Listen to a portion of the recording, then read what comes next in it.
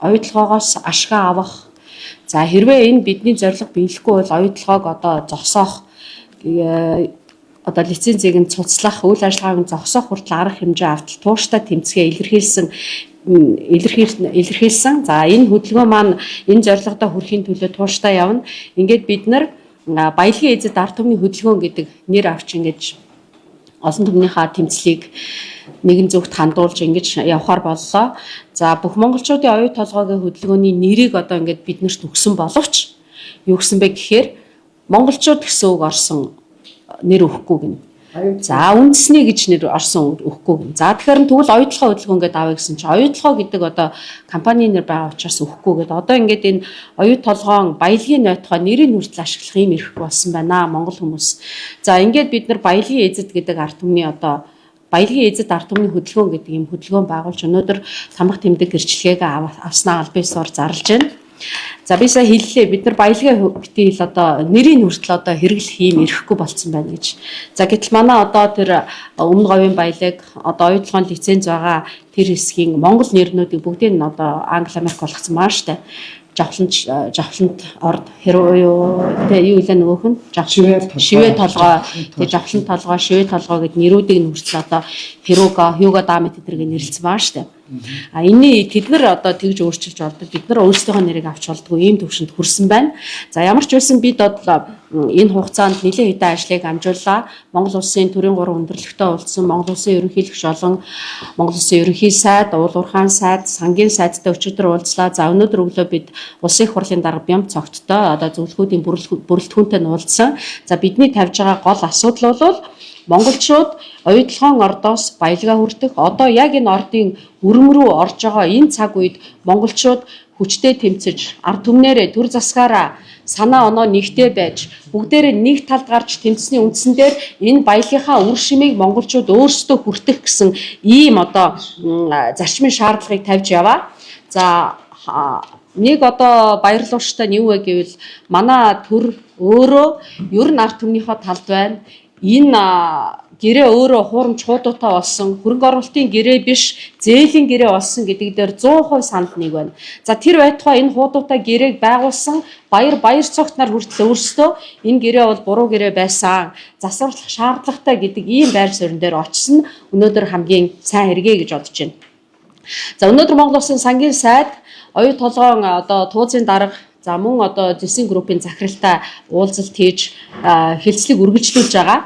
За энэ хэлцэл үргэлжлэж байгаа энэ цаг мөчид Монгол Улсын бүх иргэд нэгдэж хамтарч бүх чиглэлээр чадах мэдэх бүх чиглэлээр хамтран тэмцэх ийм одоо хөдөлгөөн төрийн бас байгууллага байгуулснаа зэрэгцэн зарлж байгаа нь бас ач холбогдолтой гэж үзэж байна.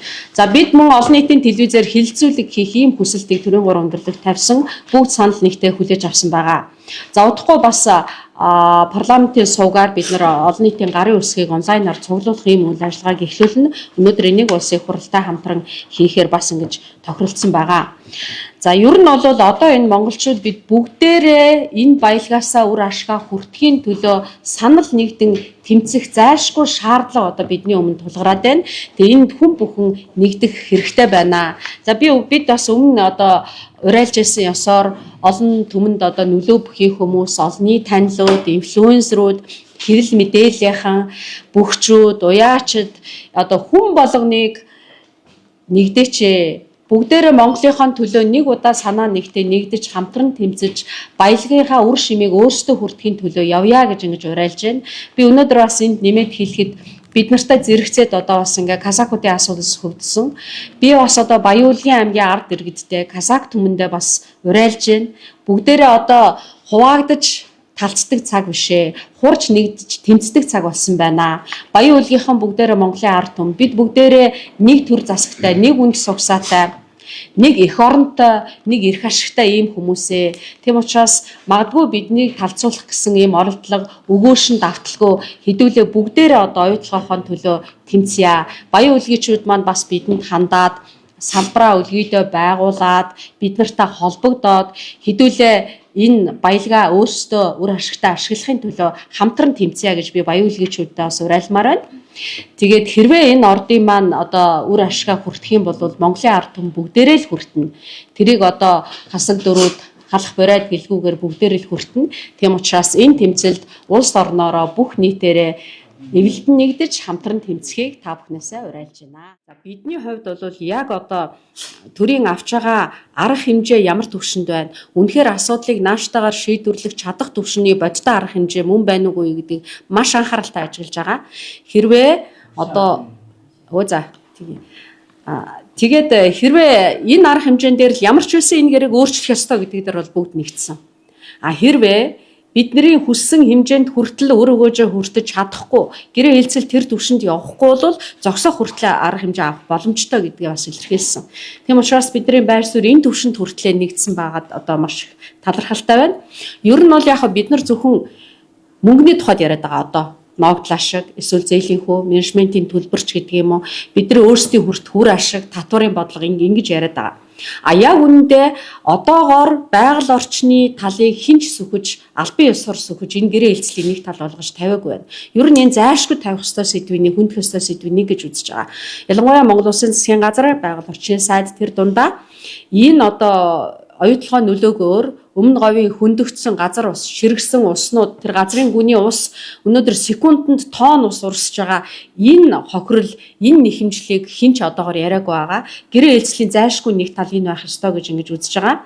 За ер нь бол бидний баялагын эзэд бүх ард түмний хөдөлгөөний хувьд бүх хүний бүхэл төрлийн тэмцлийг одоо дэмжиж хамтран ажиллах болно. Ямар байх нь хамаагүй те бүх хүн өөрийнхөө дур дураар яаж тэмцэх хэрэгтэй. Монголын ард түмэнд энэ эрх нь байгаа юм аа. Рио Тинто бол 10 хэдэн жилийн 17 жилийн турш байнгын хууль зөрчиж ирсэн. Хэрвээ Монголын хууль тэдэнд таалагдахгүй бол шууд өөрчлөөд ингэж зөрчдөг байсан. За одоо хүртэл Монгол улсын их хурлаас гаргасан, төрийн эрх барих дээд байгууллагаас гаргасан тогтоолуудыг хэрэгжүүлэхгүй хуулийг зүгээр юу ч биш гэж үзэж байгаа. Энэ бол Монголын ард түмнийг төрийг ер нь Монгол улсын хинч биш юу ч биш гэж үзэж байгаа. Яг ийм бүдүүлэг ийм харанхуугаар ингэж одоо үйл ажиллагаа явуулж байгаа Рио Тинто компани эсрэг бас хууль ёсны дагуу тэмцэх тийм үүрэг Монголын ард түмэнд бас байхгүй. Тийм учраас баялагын эзэд бүх ард түмний хөдөлгөөний хувьд бол Монгол хүн болгоны бүхий л төрлийн өөрийнхөө чадж байгаа хэмжээгээр, өөрийнхөө чадах төвшнөөр, өөрийнхөө чадах тэр хүрээ хязгаарт хийж байгаа бүхий л төрлийн тэмцлийг бид дэмжиж хамтран ажиллах болно гэдгээ бас энэгээр зарлахыг хүсэж байна.